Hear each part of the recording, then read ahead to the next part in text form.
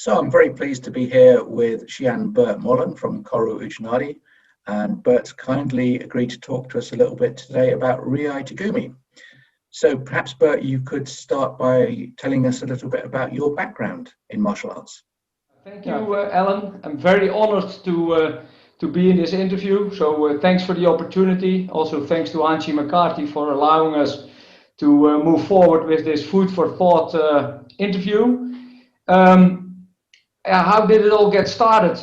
A long time ago, 1982, I visited with a friend a training of karate, and there was a group of bouncers and law enforcement people training, and I thought those guys are crazy. And then after 2 days, I thought, maybe I join in. Let's see if I will survive. And up till today in training, I did survive, and I joined. I enjoyed it a lot. It was with Sensei Shihan now, Ruud Meijer. He's national champion, national trainer of the Netherlands. Oh. What could I wish for more as a sensei? And we went on the journey kind of together when we met McCarthy in 1995 in the Netherlands. And that's where I got started with Koryu Uchinadi. After a seminar, my brain was like completely in a mess, because I know that. I was pulled out of the box, seeing new concepts, thinking differently about martial arts, and I really enjoyed the seminars, but wanted to do something more structurally. So in 2006 we built a foundation in the Netherlands to stimulate martial arts and to stimulate Koryu Uchinadi in the Netherlands with Sensei Ruud Meijer and late Jan Kraaivanger. And in 2008, Jan Kraaivanger did build a dojo, the Koryukan, in the Netherlands, and that's where we further build it, and I continue still the journey even per today, and hope to continue it a long time. Oh, that's great. And I know you run the Koryu Uchinadi gashuku out of the headquarters there in the Netherlands. Perhaps you could just say a few words about what goes on there. That brings me to reflecting in this year, right? So 2020, there's no gashuku. We have a history of 12 plus years now of having McCarthy and other teachers in the Netherlands to host with us the gashuku. The gashuku is about training together, calibrating on the curriculum, so keeping the standards high on what we expect in our practice, looking at different ways of doing things, also exploring new ways, bringing in teachers from abroad. One out of the box was that we worked with police dogs, and people could experience what it is when a police dog just hits you, and that's a complete different experience than human to human experience, I would say. The gate MRI doesn't work anymore, does it? Dogs don't mind that at all. It takes you out of the box thinking, right? So, but next to the hard training, we explore, as said, new things like newaza, nagewaza, everything around our martial arts with focus on functionality. But we also have fun. We have camaraderie. There are people all over Europe that come together from England, from Ireland, Scandinavian countries, Germany, our friends, Belgium, many other countries, too many to mention.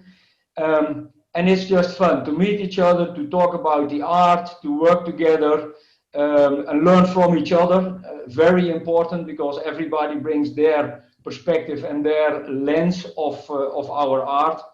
And that's what I like a lot. And also we have every year, of course, a kind of an article, and we discuss around it in a food for thought.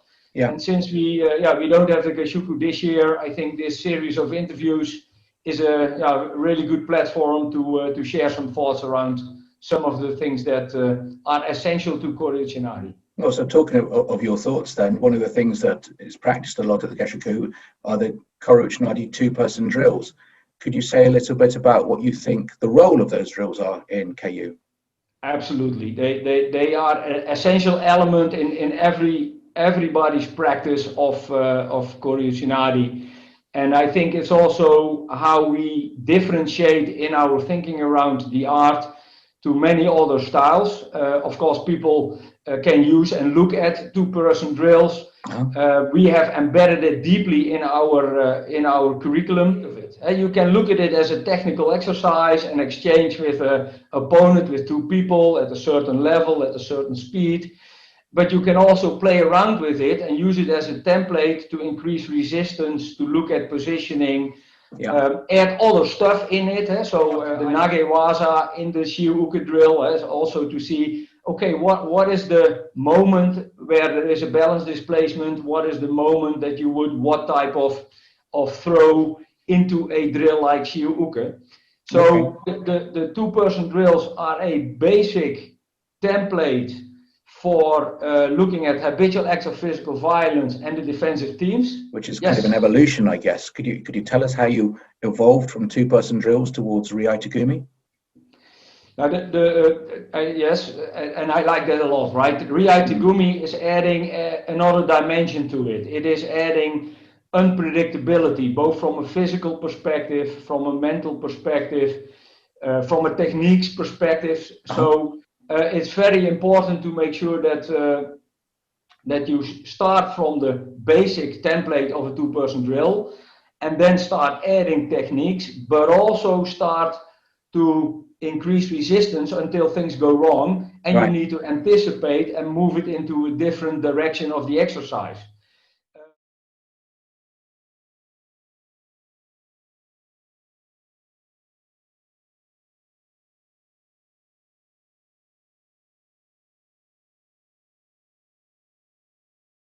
It's for sure that things will go wrong when you increase resistance, and when you want to move in a different way than just the predefined drill, right? So, and that's what makes it fun, because when things go wrong and you come in a situation that you then need to anticipate, you learn again. So Riai-Tegumi is a higher level with a couple of step-ups in unpredictability and some other elements that we might talk about also. So the basic two-person drill is the foundation. On top of that, we can grow towards Riai-Tegumi. So when you move towards Riai-Tegumi, you lose the pre-planned nature that's in the two-person drills. So how do you decide what to include in the Riai-Tegumi? Do you include throwing techniques or groundwork, or is it just kicking and striking? What do you do, and how do you decide what to incorporate? The end game is that it is all part of, and that it is all part of a negotiation where you try to come out as best as possible, right? So if you don't need to go to the ground, don't go to the ground. So you try to negotiate every time that you're in a kind of an advantage position, and then all the things in the toolbox that we have, the punching and kicking, the stand-up fight, the clinching, the throwing, the newaza, they are part of it. So if you look to Riai-Tegumi and how to grow it, again, it starts with safety, because it becomes unpredictable. And that means you have to start at the level that you feel safe and have the trust with your opponent that you can play around with some variation. And that can be variation in entries or variation in follow-ups, but you can play with variations. And maybe to give two examples here. One is the Tsuki Futari Gaiko, where we added balance displacement in, and then you can go through a throw and to the ground, you can follow up, and then you go back again to Tsuki Futari Gaiko, and the other, your partner then does the same thing. So you don't do only the two-person drill, you build it up with something else. Then at a certain moment in time, you say, okay, let's go to the next level, and we do not now tell at what moment in time I will do my throw. And we know there's a throw coming, but for my partner, it will be unpredictable when it will happen. So we add an element of unpredictability to it. So you're starting off with the pre-planned drills, you're adding in a little bit of unpredictability, and you're gradually increasing the unpredictability as you evolve to complete unpredictability and chaos, I suppose. Yeah, exactly. And that is both physical unpredictability, as we talked about the techniques, but can also be mentally. So you can also put pressure with multiple opponents, or in a different setting, training in a different setting than in the dojo. You can vary, you can use some shouting and create a different type of environment, also to create some stress in the drill itself. So the unpredictability you can add from different angles. In the end, it's chaos that's hard to train, especially you want to stay safe, right? So So talking of keeping it safe, I mean, how do you do that with a student who's just coming to training early in their career, shall we say, earlier in their martial arts career? How do you keep it safe for beginning students, or do you just avoid it completely? Avoid it completely would be a pity, because it's an experience that will help people to grow. It's dependent on the person, so you have to, as a teacher, you have to observe what type of person will join the training. What is his ability physically? What is his mentality? Does he have or she have respect for the partner? Is he a fast learner? Is he a slow learner? And dependent on the individual, you can gradually step that up and then build it up from there.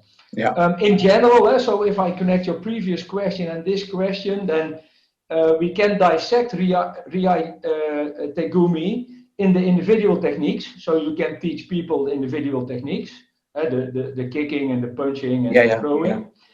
Then the next step is that you can have the training focusing on the interfaces. How do you transition from kicking and punching to a clinch? How do you transition from clinch to a throw? How do you transition on the ground to a stand-up? So there are transitions. And if you then have the individual elements and the transitions, then you can knit it all together into something that can still be template bound. Let's say we do those three things or those two things. But then next thing is that you say, okay, now pick the tools, move and see what you want to use at what moment in time is best for you. Okay. That's Riai-Tegumi, right? Then the fun starts. Then the fun starts. Okay. So what have you got out of it? I mean, what have you learned from doing Riai-Tegumi that you didn't learn from doing the two-person drills? I think three things. One, the integrated aspect is very nice. Connecting the elements and looking at the interfaces and integrating, very important. And predetermined responses and habitual acts of physical violence are truly the nature where things start. Right. And that was an important learning. When you have pain somewhere, you move in a certain way. Your body will move in a certain way, and when you grow, you can exploit that, of course. So that is one.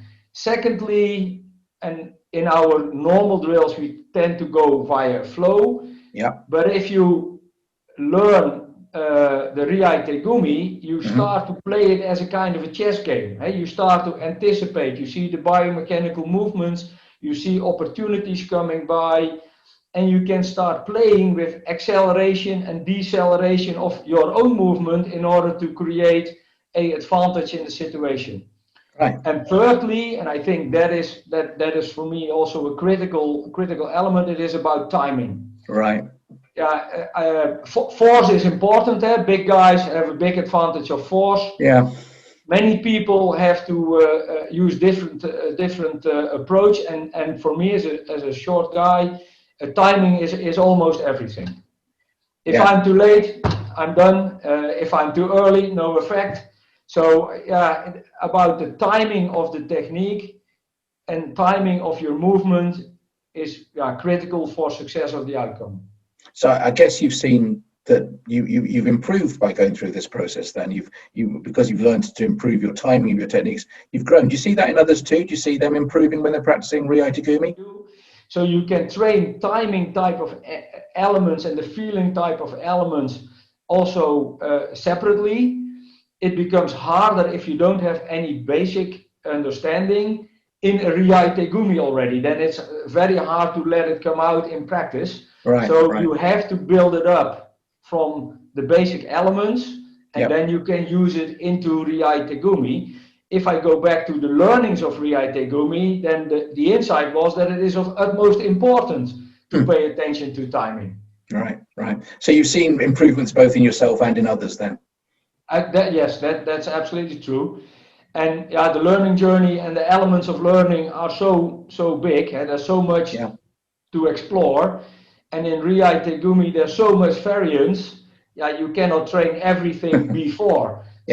Next to training and preparing in a Riai-Tegumi engagement with your partners, you also need to be creative to anticipate on the situation that is at hand. Right, right. So I mean, to evolve towards doing this Riai-Tegumi, you must have been training for quite some time now, but has the training, the journey gone the way you expected? Has everything panned out the way you thought would happen at the beginning, or have there been some surprises along the way? It didn't work out as I thought in the beginning, because when I started, I had no clue, right? So you have assumptions, and many of those assumptions are proven differently or even wrong sometimes. So my expectations was when I started in 1982, I have a good workout and I know how to fight. That was when you start, when you're a young guy in what was it, late teens, early 20s. But when you grow older, you start to learn and value the art more, and you start to see the essence. Not so much of course, outcome is important, but also the journey itself. And I think that gives richness, value in continuously developing yourself, finding an element that you're not good at, and accepting that you're not good at it, and then making an effort to improve yourself and exploring that area, then exploring something that you find out that you're good at. And that's nice, that's a good feeling. And you can transfer where you're good at other people. That's then the next step in your own journey as a teacher. So that brings an additional dimension. You need to look at your students, see what their goals are and their abilities, and then translate the knowledge that I have gained over the years into a training and coaching program for the other individual to grow through the same through his journey, not the same journey, but through his or her journey. And I must say, I take big value out of the fact that you really can transfer something to a student that does it then better than you would have ever been able to do it yourself.